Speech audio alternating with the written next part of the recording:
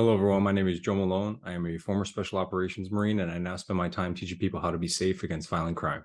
So in teaching people how to stay safe against violent crime, a lot of what I do is crisis intervention or conflict intervention. Basically, what would you do type of scenarios if you happen to come across a situation. I think it's really important that we know this because we need to identify the legalities, and also in conjunction with those legalities, we need to know what is good to do and what's not good to do, what's going to increase our chances of safely intervening, and what is going to create risk associated with intervening, especially when it comes to other people's conflicts. So today I want to go ahead and show a video, and I want to know what you think you would do in these situations, and then we'll talk about it a little bit more. So here we have an elevator camera footage, and we're going to go ahead and take a look at a few different scenarios here.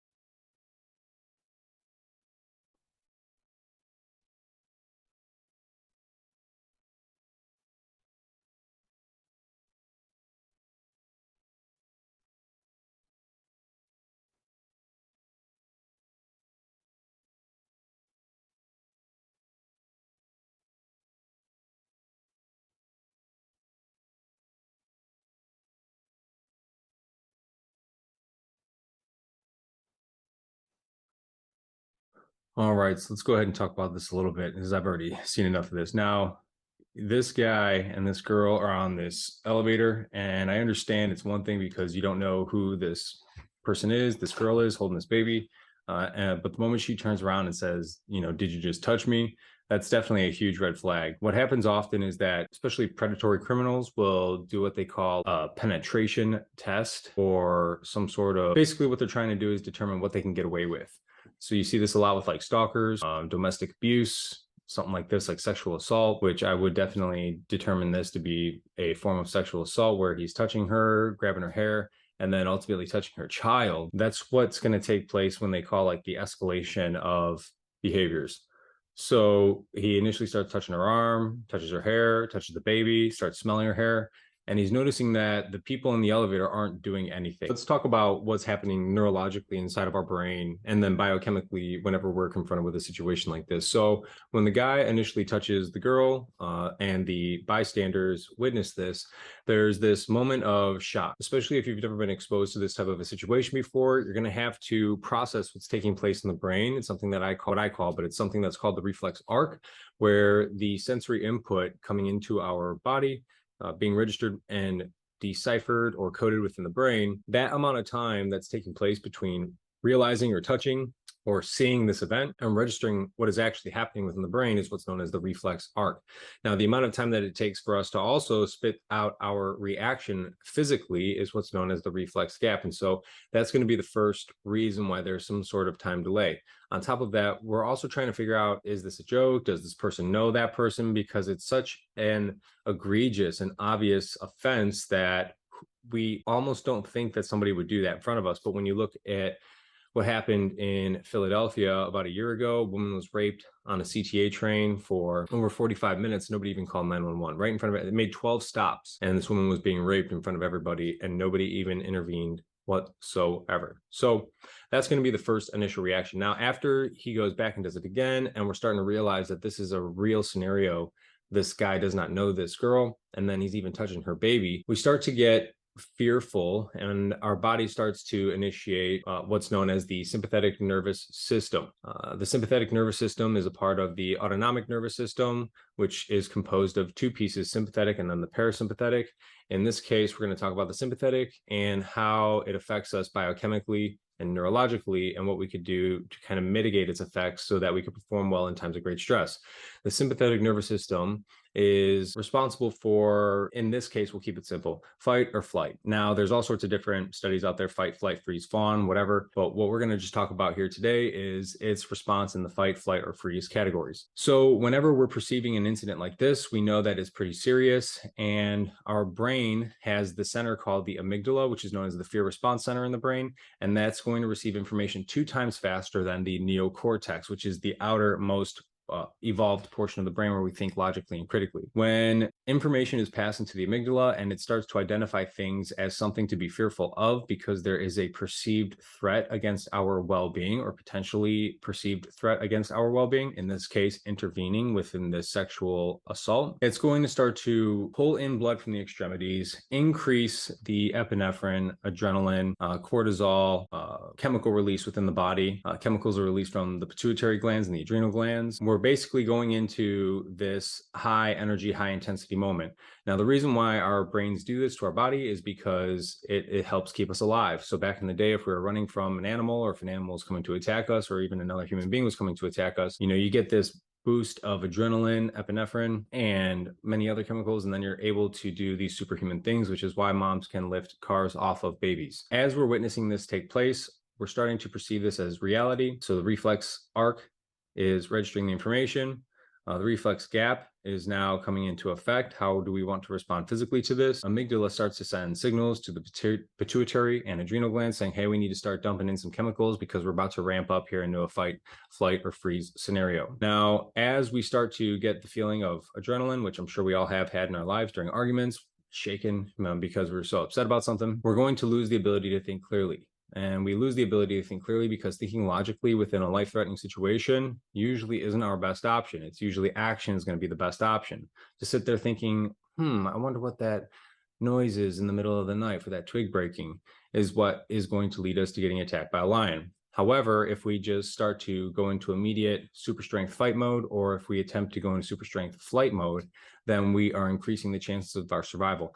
And you can adjust your natural response to these types of situations. The military, police, fire, medics, everybody does that, or all the organizations who operate in these high stress environments, they do that through exposure training and repetitively teaching how to perform in what we call gross motor functions. Gross motor functions means that you're just doing big, bulky movements as opposed to fine, intricate movements, because when we're in these moments of high stress, again, we're losing blood flow to the extremities. It's keeping it all in the center of the body because that's where our vital organs are at, which allows our extremities to get wounded, and we won't have to deal with life-threatening bleed right away. Eventually you will if it's bad enough. But what we're doing here is we are giving ourselves skills and knowledge and ability to perform in these high stress environments. And we do that by creating good foundational gross motor movements, simple things, and then repeating our exposure to those scenarios as much as possible in training by making it as realistic as possible. And so this is the nexus of what I do, is that I teach everybody, any person, everyday people, also military people still,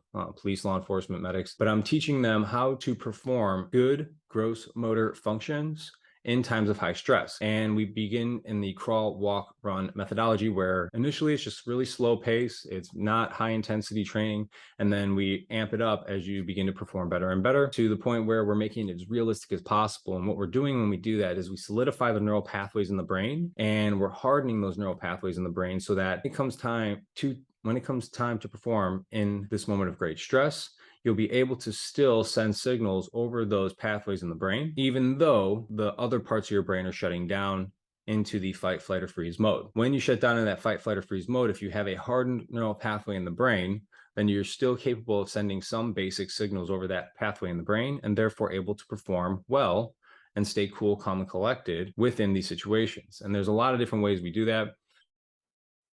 Breathing techniques is one of them. Having good baseline skill, gross motor function is another one. Developing confidence in yourself through repetitive training and exposure. These are all just a couple of really basic ways that we can learn how to intervene in these types of situations. So we have our guy standing there. He didn't do anything. The woman didn't do anything. Our assailants began touching the woman over and over again, eventually grabbing her hair, touching her baby. And then we see that the guy eventually stands in between the girl and the assailant. Now, the guy doesn't do anything physically to the other man. And I would say that he absolutely 100% would be justified within his moral rights and with at least within the state of Illinois to utilize physical force against that individual, because you're intervening and preventing a sexual assault, criminal aggravated sexual assault. And you're also intervening in battery. And if you don't intervene in those moments, that woman is going to lose a bit of herself and her own self-confidence. She's not going to be as good of a mother to her child. She feels like she can't protect her child anymore. You're going to feel like less of a human being, as if like you can't help somebody else. Well, then what makes you think that you can even help yourself?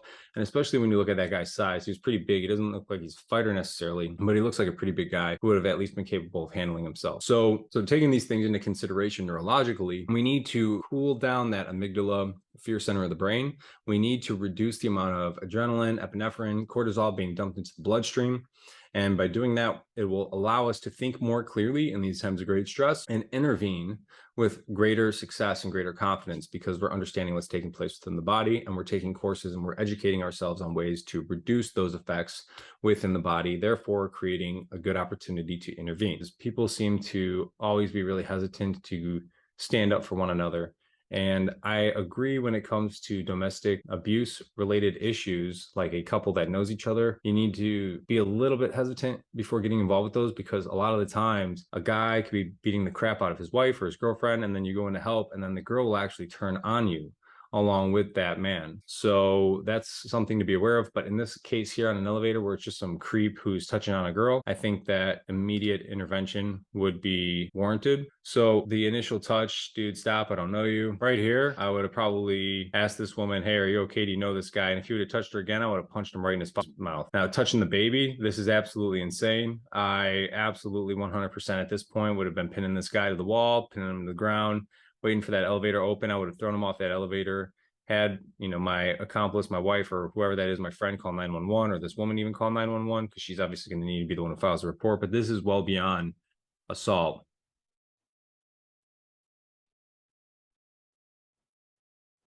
All right, enough of that. Next example, another guy and girl. I mean, look at the size of these guys compared to this dude. Like the other guy was huge. This guy's pretty huge. Or maybe this dude's like pretty small. I don't know. Too far. I mean, just by saying something like that, obviously it's not like deterring him. I can't believe nobody's socked this guy in the face yet. Now watch, this girl's coming on. She's probably gonna be the one who stands up for her, if anything.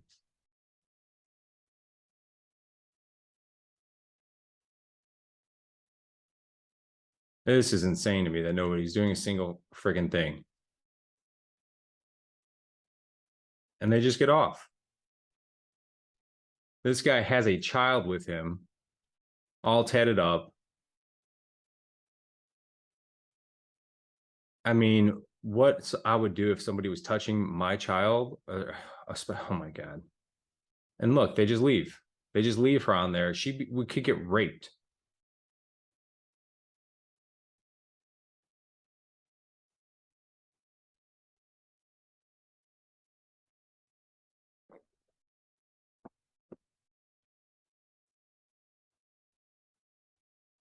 Another family just walks off. So out of all those scenarios you saw right there, nobody really did anything at all to help defend that woman. Keep that in mind, that if you see something like that out in public and you get off that elevator and that woman is still on there with her child, there's a really good opportunity or really good chance that she is going to get sexually assaulted the moment that you leave that elevator. I mean, she already was being sexually assaulted, but now we're talking about aggravated criminal sexual assault, like rape, not to mention what might happen to her child. Learn ways to intervene in these types of situations. Learn how to stand up for one another, because the only way that stuff like this will ever stop is when we all begin to stand up for one another, and violent crime and violent criminals have no place to easily rear their head. Now, these were set up situations. This was some sort of social science experiment, but it really just goes to show you the lack of intervention that takes place when it comes to certain areas, certain situations, certain groups of people. I know that there's a lot of people out there who will definitely stand up for someone like this woman,